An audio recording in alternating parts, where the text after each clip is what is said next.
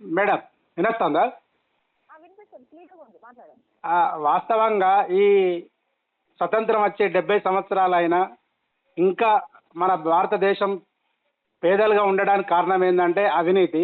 ఈ రాజకీయ నాయకులు వాళ్ళు సీటును కొనుక్కొని ఓటును కొనుక్కొని ప్రజలను నియంతలాగా పాలించడానికి వాళ్ళు రోజు రోజుకి విచ్చలవిడిగా డబ్బులు ఖర్చు పెడుతూ మన దేశాన్ని పూర్తిగా పేద దేశంగా మార్చడానికి వీళ్ళు సిద్ధపడుతున్నారు.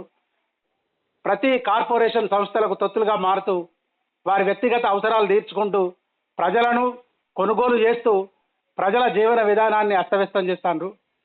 దయచేసి రాజకీయ నాయకులు ఫస్ట్ ప్రక్షాళనం కావాలి. గెలుపుకు కేవలం డబ్బుతోటే ప్రజలను కొనుగోలు చేసి అధికారాన్ని పొందాలని చూస్తుండ్రు. దీని నుంచి బయటపడనంతసేపు ఎన్ని సంస్కరణలు వచ్చినా ఏం చేసినా మన దేశం ఇక్కడ అన్ని దేశాలను తట్టుకొని నిలవడానికి కష్టమవుతుంది.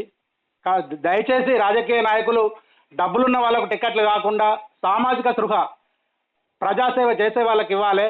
ఇక్కడ ఏమవుతుందంటే ఎన్ని డబ్బులు ఉన్నాయి, ఎంత ఖర్చు పెడతాడు అనే ఆలోచనతోటి టికెట్లు ఇస్తుండ్రు. అది అన్ని పార్టీలలో జరుగుతుంది. దాన్ని ఫస్ట్ నివారించాలి. ప్రతి పౌరునికి విద్య, వైద్యం, ఉపాధి కనుక కల్పించినట్టయితే అప్పుడు మాత్రమే ప్రజలకు మేలు జరుగుతుంది madam. Okay, thank you Bhaskar గారు.